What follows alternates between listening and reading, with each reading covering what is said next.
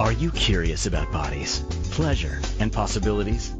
And what about curious about what others are up to on the planet when it comes to pleasure, sex, and play?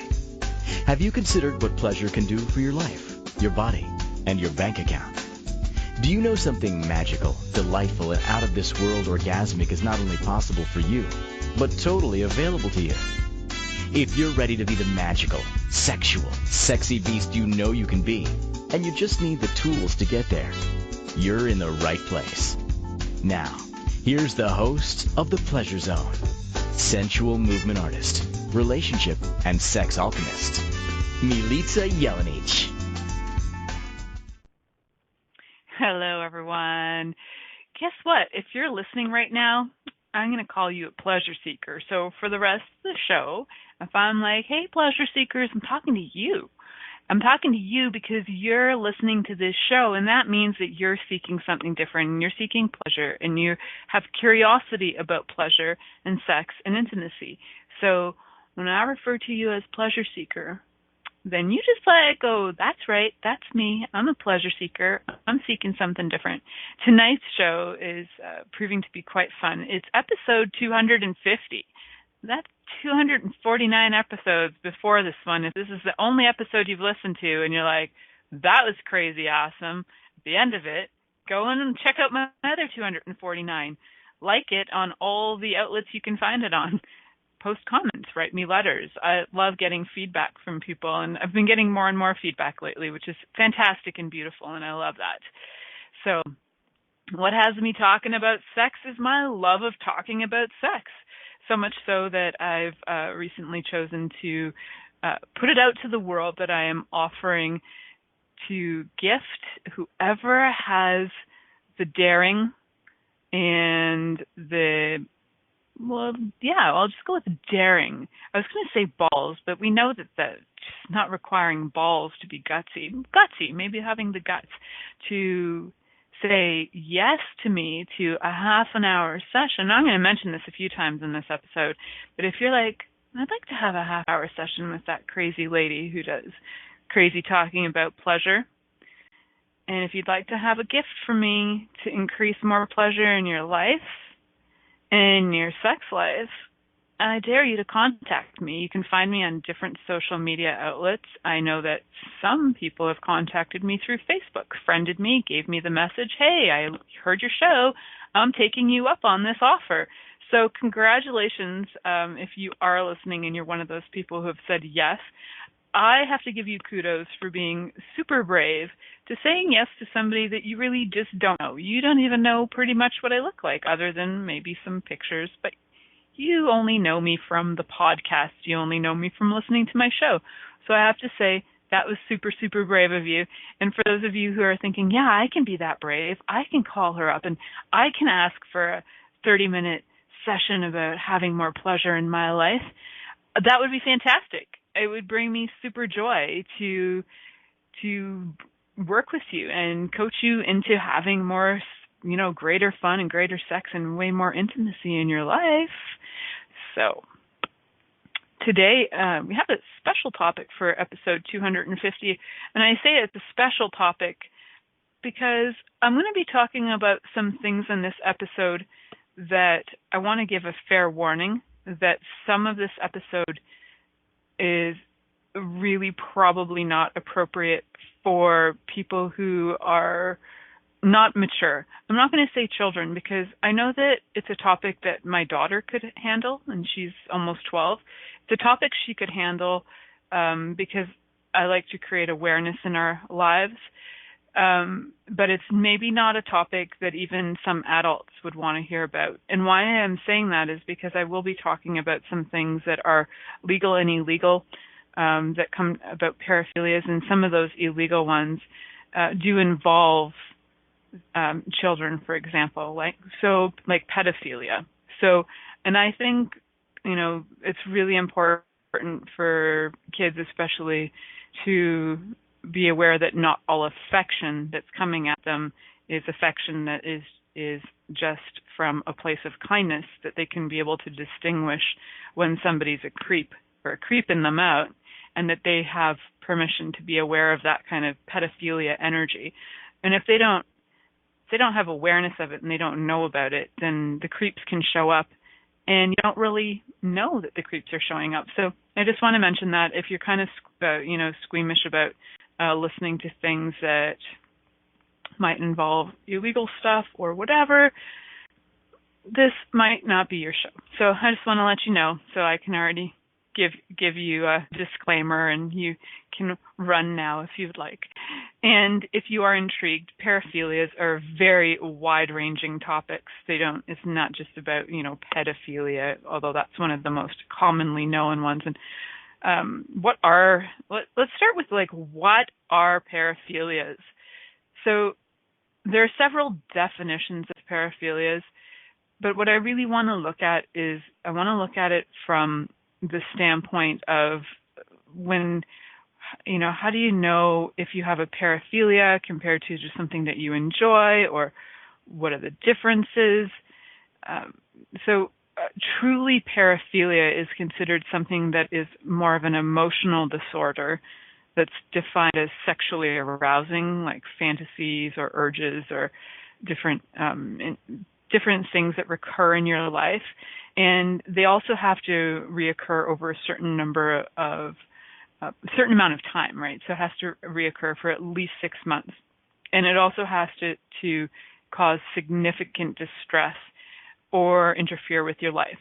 In the same way that, if you're an alcoholic or something, or if you have an addiction of some kind, then the addiction would affect a different part of your life. Where if you have one drink at home and you're, just hanging out, it's not tearing your life apart where you're not functioning.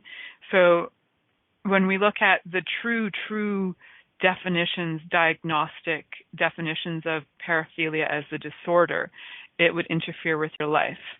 And there are several other things as well. There are different reasons behind it as far as, doctors have evaluated. And that's all fine and good. And we might tap into a little bit of that as well. But what I'd really like to get clear on is what makes a paraphilia legal and what makes it illegal.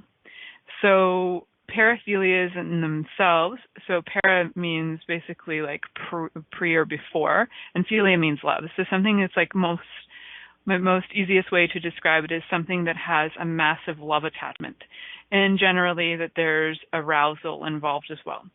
So the Merck manual, when they describe, and you can look up Merck manuals online if you like, they have a lot of diagnostic explanations for things.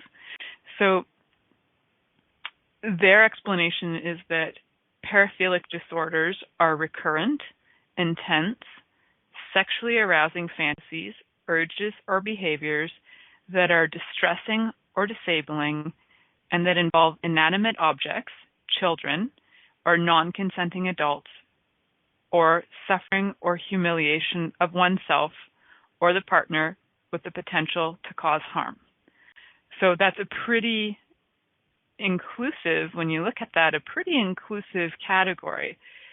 So when you look at it as a paraphilic disorder with inanimate objects, I know there are some people who, and we've talked about it on this show before, like objectophilia. There are some people who are very in love with objects, like a woman who tried to marry the Eiffel Tower, or she did marry it and then they rescinded her marriage to the Eiffel Tower. So like things like objectophilia would land in one of the paraphilias. So any of those terms that end in philia fall into the category of paraphilias. So some of the things, for example, you can have arousal to, different objects, like maybe art really turns you on. You walk through a museum and you see beautiful sculptures and naked bodies of people that have been in marble or something, and you feel aroused. Well, that might be a moment where you have an arousal moment. It's not something that maybe for the next 5 months and 30 days you keep going back to the same museum and your body continually has the same arousal effect. That would be where there becomes the disorder starts to kick in. So it's something that goes and continues for a 6-month period for it to become a disorder. Otherwise, I mean, there are categories where anybody who, to me, this is my opinion, this is not in the Merck manual, my opinion is somebody who has had sexual relations with a minor without them having any consent, or even, you assuming that there's been consent, however they're a minor. To me, if you've had that, there is something going on with pedophilia for you. So something to consider is, what are your definitions of what is acceptable behavior and what isn't. For me, anything that involves non-consent is not acceptable behavior. And I don't have a lot of rules in my life, but if somebody doesn't consent to it, or if they're too young to consent to it, that I'm not okay with. So for those of you who are listening and you think you might get aroused by me talking about, children, you're in the wrong show. So that's not where we're going. We are going to talk about some paraphilias, though, that are intriguing and that might be things that you never even thought about, or things that you didn't realize that maybe you have an interest in, but they haven't gone as far as a paraphilic disorder. They're not ruining your life. They're not taking over your life. So remember, again, the things that qualify as a paraphilia would be if they are intense and persistent, if they cause significant distress or impairment in, say, for example, social areas, occupationally, if it's ruining your job, if it's ruining your health, your family, and if it harms others, if it harms somebody, whether it's, and by harming others, let's get really clear on that category, it would be harming people who are non-consenting adults or children. So that is actually really common, where there are these paraphilias that are for non-consenting people. However, there are these strange gray categories where things like masochism kick in that are sometimes in the same category. So sometimes things like masochism and sadism get thrown into the same category as paraphilias. However, again, in those conditions with sadism and masochism, generally speaking, the people who are involved in that are consenting adults. So if you're not familiar with sadism and masochism, I have done shows on that before. You might want to look up things on BDSM. I may do some more on those as well. And so basically, masochism is where you enjoy having physical harm done to your body, or being embarrassed, or being humiliated, or taunted, or any of that. Sadism is where you enjoy gifting the taunting, the harm, and that sort of thing. Both of them named after men.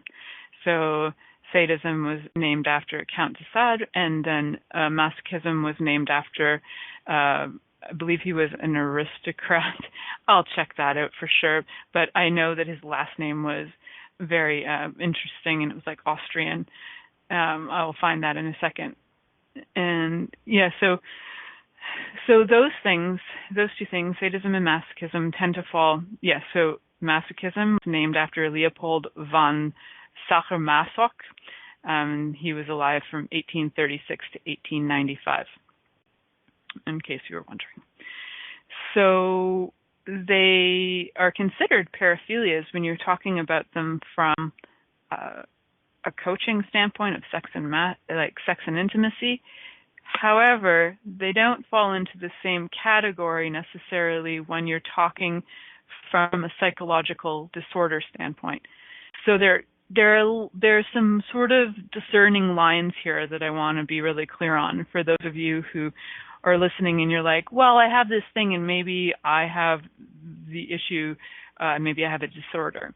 It's one of those things that if you truly feel you have a disorder, absolutely seek some professional advice. Go to a psychiatrist or a psychologist.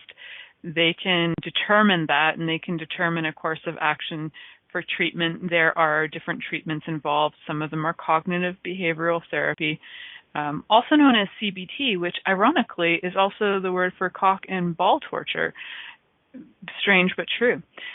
So weird how that is. But there's so many different ways for people to be having these situations of paraphilia or these disorders be able to be either managed or dealt with, or usually there's some retraining of the brain going on. And how effective they are, I would say probably not that effective. But I'm only going with what people probably report, saying, yeah, that works for me. Probably saying that so they can go back to their paraphilia and not have to deal with the therapy or treatment. That's my perspective on it. That is not something that's written out there in the world. Just so you know, that's my perspective. All right. We are going to talk more about paraphilias, kind of list some of the fun ones that are out there, play with some of the ones that are that I already mentioned that are illegal, and we're going to dive more into that. So if you are curious, if you're like, do I have a paraphilia? What's going on with me? Stay tuned. So you're listening to The Pleasure Zone here on Inspired Choices Network, and we'll be right back after this commercial. Are you secretly a voyeur, wondering what's going on in other people's sex lives? What if now is the time for a totally different sexual evolution? Are you interested in people who are pioneers of different sexual and pleasurable practices? Lean in now with Milica Jelenic, where she will entice you and your body to know your own pleasure zone. On the Pleasure Zone radio show with sensual movement artist Milica Jelenic, you'll receive tools, inspiration, and a foundation to allow yourself to receive more in your sex life, and quite possibly other areas of your life as well. Listen for The Pleasure Zone with Milica every Monday at 8 p.m. Eastern Time, 7 p.m. Central Time, 6 p.m. Mountain Time, and 5 p.m. Pacific Time on InspiredChoicesNetwork.com. Are you a subject matter expert? Are you here to share your expertise with an audience waiting to hear from you in only the way you can deliver? Are you ready to have your voice amplified across the airwaves? Inspired Choices Network has a global radio platform streaming to millions of people across the world. Professionally produced and supported by an accomplished team every step of the way, you can broadcast from anywhere in the world, knowing your voice matters, and we ensure it is delivered with ease and efficiency. Eager to hear your message, the world awaits. Contact us today to become an Inspired Choices Network radio host. Email becomeahost@inspiredchoicesnetwork.com.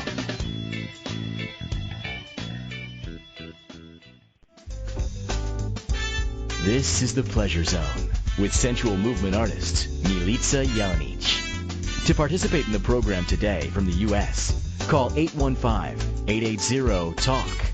That's 815-880-8255. From Canada, dial 613-800-8736. Or you can Skype us at InspiredChoicesNetwork.com.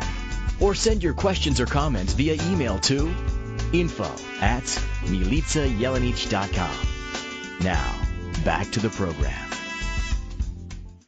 Hello, sweet pleasure seekers. Welcome to the Pleasure Zone, where we're diving into common and uncommon paraphilias today.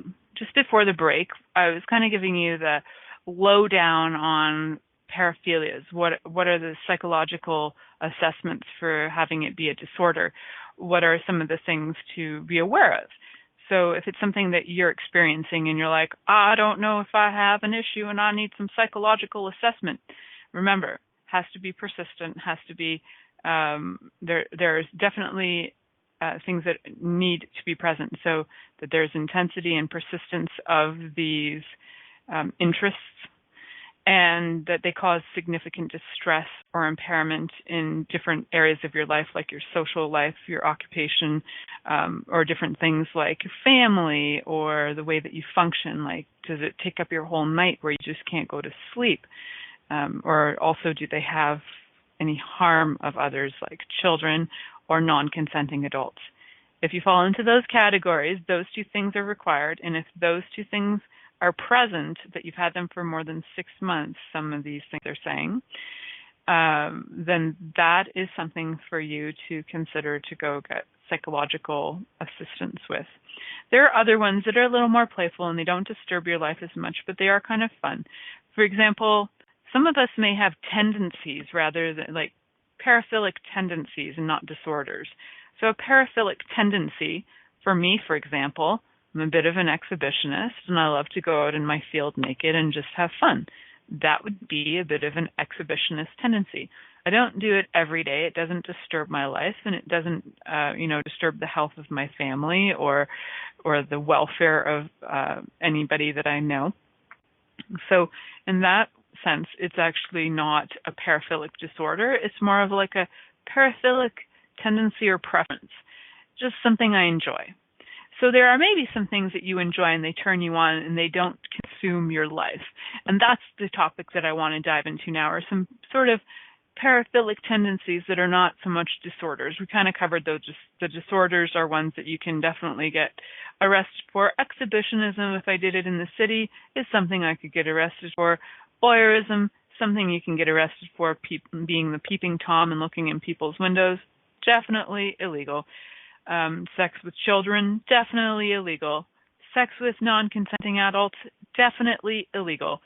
And you know what's weird? I bet that there are people listening in some countries around the world who are like, sex with children are illegal, because there are still places in the world that it's totally legal to have sex with children. And that's not today's show, but that is still something that comes up in some places in the world where there has not been laws written about that. You could still be a child bride. So in North America, that's where I live, it is illegal. And so again, some countries have different rules around things. For example, if you go to Greece and you go on a beach, and many beaches, it's very legal to walk around naked. And it's not that it's a naked beach even necessarily, because their naked beaches are right beside the non-naked beaches. It's just like if you're on this side of the line that you can totally look over because there's no wall. Trump did not build a wall between those beaches. You can look over and you can see the naked people, or you can look on the other side and see the people with clothes on. So, exhibitionism is pretty common in a lot of places in the world where you just are naked. There are tribes in the world where people walk around essentially naked, bare-breasted, or even, their clothes are not where they are. The difference is that is their society and how they operate in their society, and it hasn't become taboo to be naked. So it hasn't created a paraphilia for people don't necessarily get aroused in their communities by seeing other naked people. It's just their way of life. So they don't really necessarily have exhibitionism going on, and they don't necessarily have voyeurism going on, because it's what they're in all the time. It's where we started to make nudity very wrong, and where we started to make seeing nudity very wrong, that we start to get these tendencies that can develop into disorders over time. So those some of those most common ones that I mentioned. Also, under the Merck manual and some other descriptions for psychological disorders, transvestitism is one of those other ones that is considered a paraphilic disorder if it's interfering in your life. Again, if you're, at home and you're having your transvestite life and it's not interfering in anything, then it's not considered a disorder. And I think my awareness on this is the more that we're becoming fluid with our sexuality, the more that we are fluid with the way that we present ourselves, the less we require labels to identify ourselves sexually, the less we have to say, I'm a lesbian, I'm bisexual, I'm transsexual, the less we have a requirement to identify or label ourselves, so that we either feel like we belong, but at the same time when we do that, we create separation. It's so confusing. I'm part of this group, but now I'm excluding myself from this area. So once we start to create all these labels and we create all this mass confusion, then there's also this thing where we become, like, as that's going on, I think there's also a time coming where there's going to be so many labels that even the labels dissolve. So from what I understand, I think it's New York right now has they are like have like 50 different categories to sexually identify. I haven't looked at all of them, but I think they have so far the most ways that you could sexually identify. And I don't know what all the letters are. It would be like a page full of letters to explain all of the options. My question is what if you're just you got this amazing experience with the body and you're here to experience pleasure, and if you're keeping it legal and consensual, then hey, by legal I mean that it's consensual. Hey, what's the issue? So that's my interesting opinion on that. And let's get to some of the funny and fun paraphilias out there. There are some pretty funny ones out there. And if you're looking for something like just a funny description to go through, there is something called the alphadictionary.com. And they have an article in there on philias, which they kind of just rewrote the phobias list into philias. And it's funny to see because they have so many things like, for example, one of the ones in here is like called chromatophilia, which would be the sexual attraction, the intense sexual attraction to monkeys. And it keeps you so preoccupied that you don't go to work. And maybe you're like watching monkey videos all day long, like monkeys in the zoo. Monkeys get horny too and masturbate. So maybe you're into like watching masturbating monkeys all day long and you forget that you have to go to work, and so you're sidetracked. So that's a possibility, right? So if that's, I don't know personally anybody who's sidetracked by monkeys, but I'm saying it's possible. So just because that word exists, anything is possible, and I'm sure other things are possible too. And there are people who get turned on by being ridiculed, sort of like the embarrassment side of things. And there's a word for that too, called catagellophilia. So many great words, right?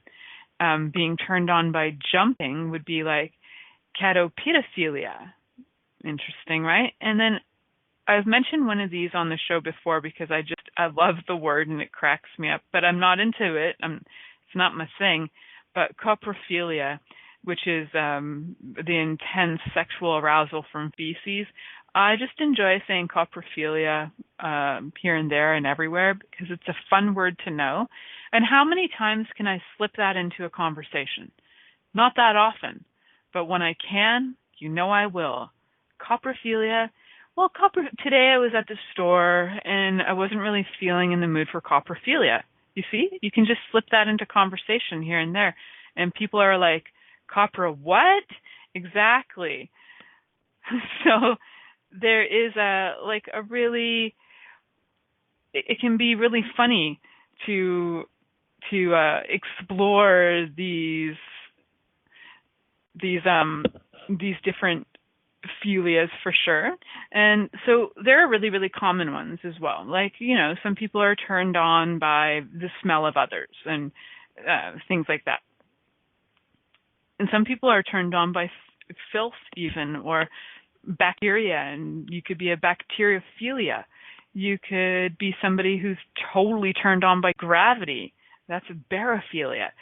Like, isn't that fun? It just gets better and better. So this one is, I feel, true for me as not as a disorder, but true for me as in something that is a tendency that I have. And then the thing is called bromidrophilia or bromidrosophilia. And I'll get that name in the chat so you can see it. Bromidrosophilia is actually where you get turned on by body smells. And I don't know about you, but I'm pretty sensory, and I love the smell of bodies. So for me, bodies are like the different nuances, the different smells. There are some body smells that I don't enjoy, and it doesn't mean farts. Like my daughter can fart and I can handle it. But there are some body smells that sometimes I feel almost like a rejection or something. to it, but I work with a lot of people who are sick as well. So in my day job, I work with, between working with people on sex and intimacy coaching, I also work with people on their wellness and their health and looking at different aspects of all of their lives. And sometimes people are very ill and they do have a smell about them. And for me, it's never fun to smell somebody with like necrosis in their body. Necrosis would be where their body flesh is rotting. That's not attractive, so that smell doesn't turn me on. But pheromones of all kinds totally do, totally enjoyable. So we're going to explore some other crazy philias, some more common ones. And I'd love to hear from you. What turns you on? What are your tendencies? Let's see what your special philia name is for the day and see what you can identify with, so that we can just destroy all identities, so we can just be like, hey, I'm just turned on by the world. It's great. So you're listening to The Pleasure Zone here on Inspired Choices Network, and we'll be right back after this commercial. Are you secretly a voyeur, wondering what's going on in other people's sex lives? What if now is the time for a totally different sexual evolution? Are you interested in people who are pioneers of different sexual and pleasurable practices? Lean in now with Milica Jelenic, where she will entice you and your body to know your own pleasure zone. On the Pleasure Zone radio show with sensual movement artist Milica Jelenic, you'll receive tools, inspiration, and a foundation to allow yourself to receive more in your sex life, and quite possibly other areas of your life as well. Listen for the Pleasure Zone with Milica every Monday at 8 p.m. Eastern Time, 7 p.m. Central Time, 6 p.m. Mountain Time, and 5 p.m. Pacific Time on InspiredChoicesNetwork.com.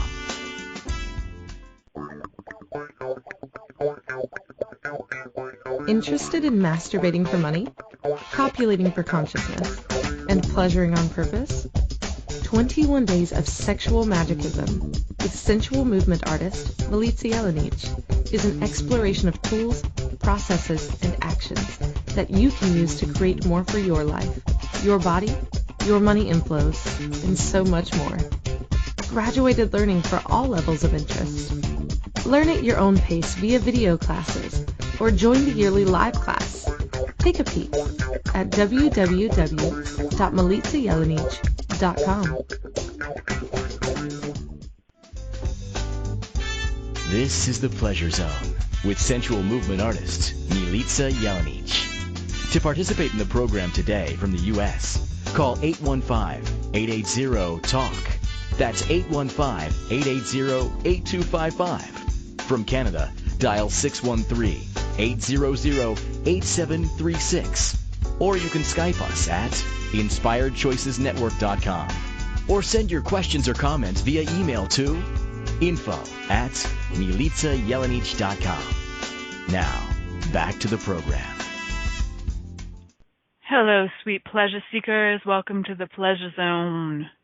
For those of you who are really turned on by this show, I would say that you probably have like radiophilia, or let's be specific, militophilia, and that's totally cool. That one has not been categorized yet, and maybe it's time. Maybe it's time for those of my avid listeners, and those of you who would love to be avid listeners. It's militophilia time. And it's okay. You don't have to have it become a disorder where it takes over your life. But it's okay if it does, because let's face it, it's a pretty cool thing to be fascinated by. And if it hasn't taken over your life and it's just a tendency, I appreciate that too. That's really cool of you to just really enjoy enjoying me. I enjoy that you enjoy me. And I'm going to have a philia of you enjoying me, enjoying you, enjoying me. It's kind of like voyeuristic. It's very pleasurable thinking about that. So thank you. It's very fun. And I have some friends, I'm not naming names, but I have some friends who are like super turned on by all things that make like life easier with technology. And I would say that they're probably like technophiliacs because they get like super aroused by that. So, you know, everybody's got their thing. What turns you on? What lights you up and what gets you going? Like, is it kissing? Are you a philemophilia, or also could be a philematophilia? I just like saying things with my really bad Greek versions of things. I don't speak Greek, even though you might think I do. I fake it. And sometimes I fake it well, and sometimes my Greek friends laugh at me, and that's cool. But I like it. And what's really weird, I'm really enjoying looking at this philia list that goes on and on and on and on and on. And some of them are fascinating, like, for example, being turned on by tuberculosis. Like, whoever thought that you could be like, but I get it. I'm actually kind of fascinated by the fact that when I do see people come into my office that have diseases and they absolutely love their disease, it's almost like the disease turns them on. So I'm wondering, are some of you out there people who are really turned on by, for example, disease? Are you turned on by poverty? Does poverty just float your boat and you will love having no money and you just love talking about having no money? If you do, and if that floats your boat and turns you on, you are into paraphilia. That's what you're into. And it's cool. It doesn't make you wrong. It might be interfering with your life, though. Paraphilia and having poverty and getting turned on by that might be interfering with you having a more fun life or maintaining a job, because if you maintained a job, you might receive more money. So, but if you love poverty, you go for it. Go for it. And if you're not affecting other people or harming people and it hasn't gone illegal for you, then cool. Not going to stop you from it. What else could you be, totally turned on by? You have no idea. You name it, it's got a list in here. Some of the really kind of famous ones that are on the edge of, dangerous are ones where you could be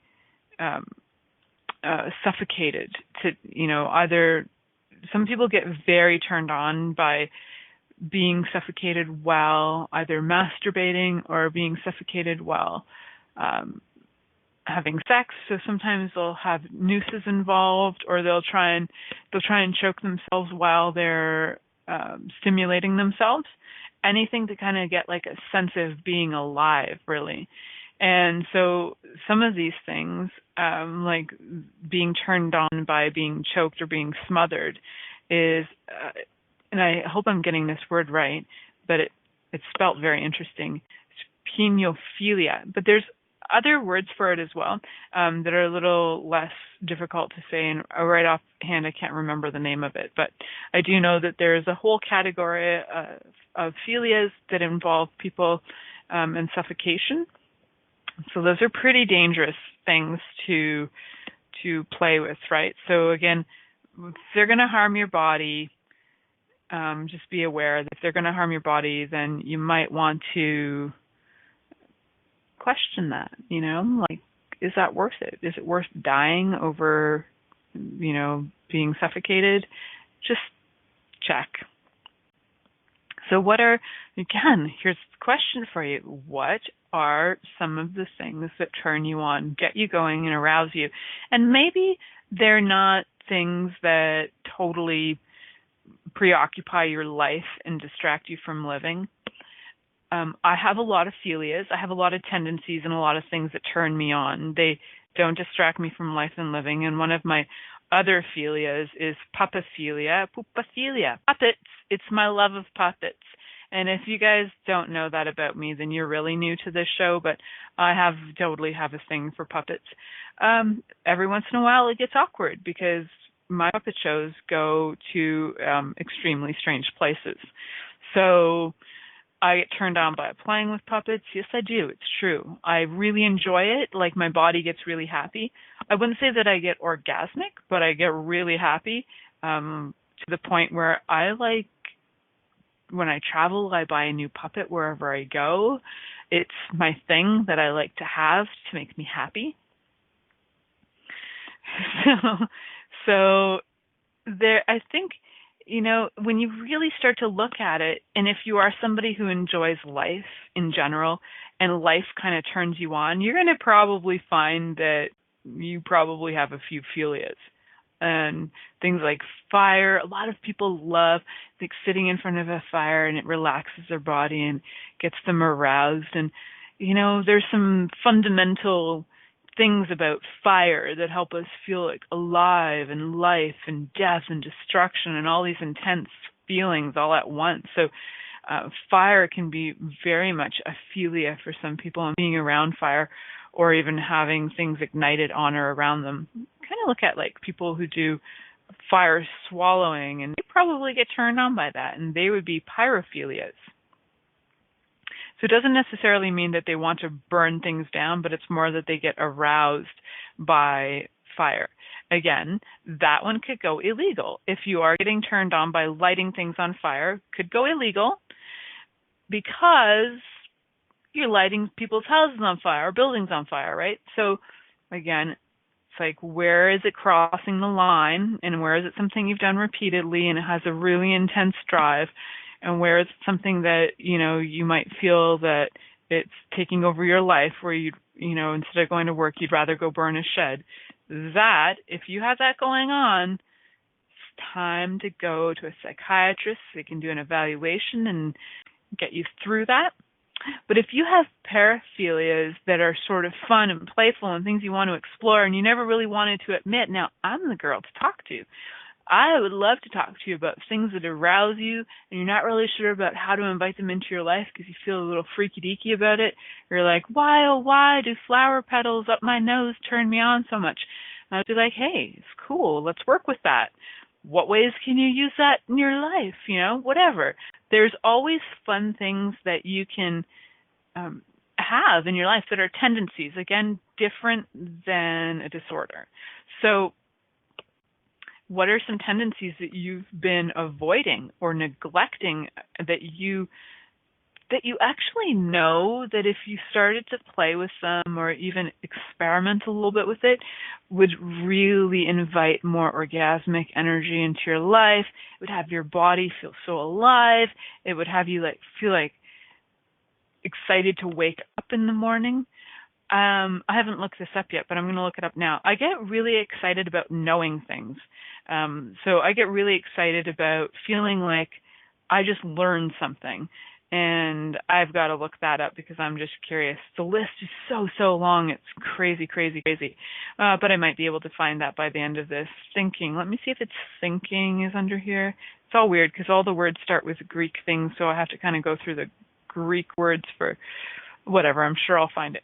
So one of the ones that's also really common, and I've done 2 shows on this specifically so far, is urophilia, being turned on by urine. And that has been one of my top ranking shows of all times for the most listens.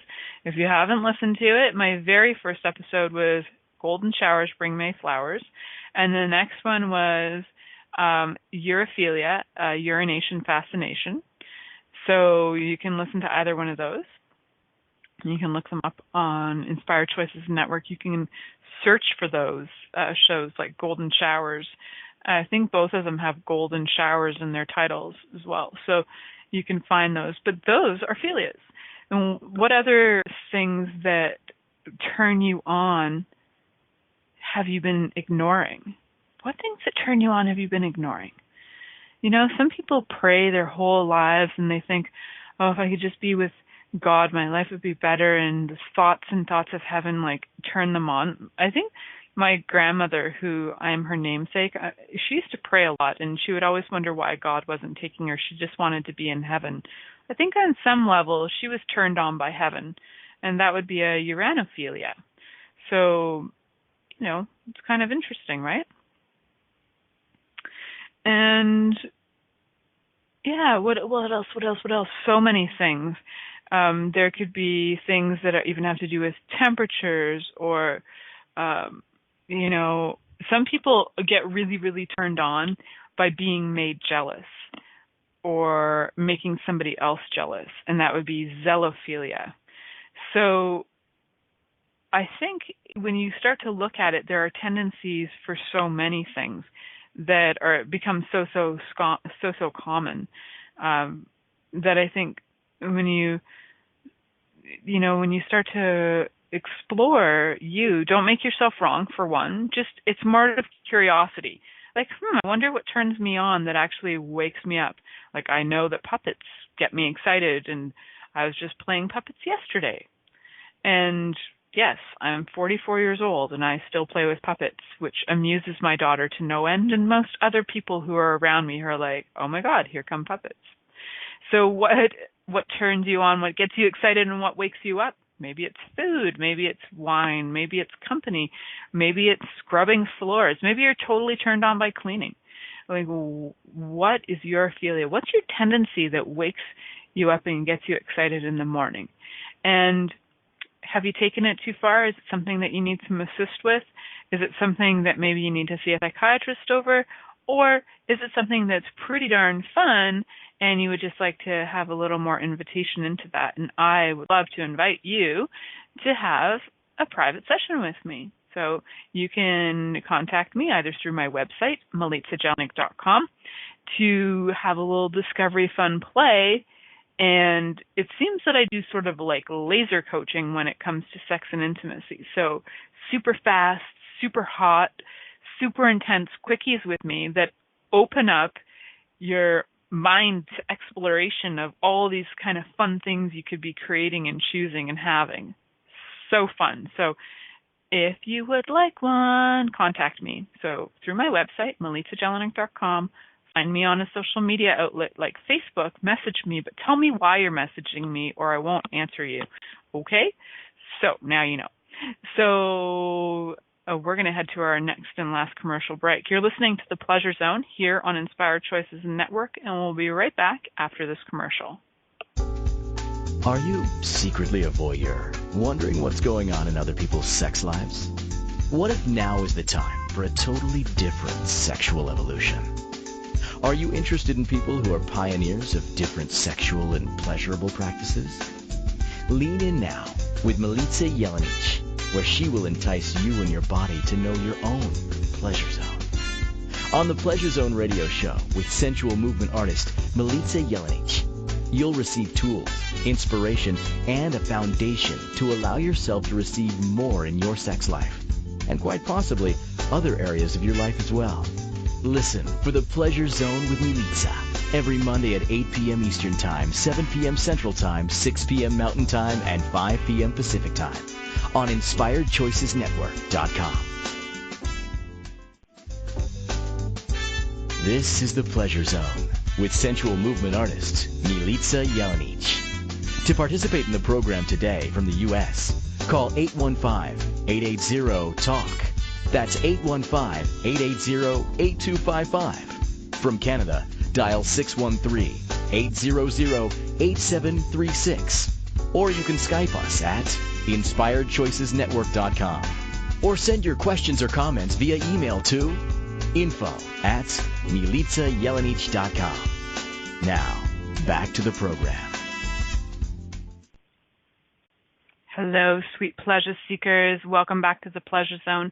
We were just having a little conversation in the chat room where my producer and friend Rhonda, who's going to have an amazing show coming up in the next week. I'm pretty sure it's going to get pretty sexy. To Rendezvous with Rhonda coming up starting next week. So be sure to find her show and tune into that. It's going to be, I'm so aware of it. It's so exciting. I'm so glad to have her show back on the network. She had a different show before, and now she's having something that's very much more her. It's like she's just coming out bold and strong. So it's very cool. So in the chat room, we were talking about some of the philias, and she said that in her awareness was that the jealousy one is a very common philia. And I have to agree, and I think there's a level where with some of these things, especially with the jealousy one, that there's this tendency that there's a few things that get going on with that. So it's like getting turned on by jealousy. Also, there's an aspect of being humiliated sometimes with that one. There are different things that are attached to those different philias. So there's many levels to it. Just like the pedophilia, there's many things that are attached to that are psychologically disturbing things, like the person's, there's probably narcissism involved, and there's probably a lot of different biological reasons and different, things that are maybe like antisocial disorders as well. So some paraphilias that, especially ones that are illegal or that might get you in jail, have a lot of different personality disorders connected with them. And then there are some philias, for example, like I was mentioning, like the jealousy one, and then the like desire to be humiliated. Or I think sometimes there's a level of, if you've gone through a lot of your own personal work and dealt with a lot of your emotional baggage, some of those philias no longer become disorders, and then maybe they can start to heal. And that's just something I'm curious about. I'm not quoting anybody, I'm not quoting facts on that, but my awareness on it is that you could go from a disorder back to a tendency, and all the way back to just maybe it's a curiosity, and then maybe to where it's no longer an interest. Sometimes being able to work it out and find out what the root of why that is so exciting to you is, then you can start to, the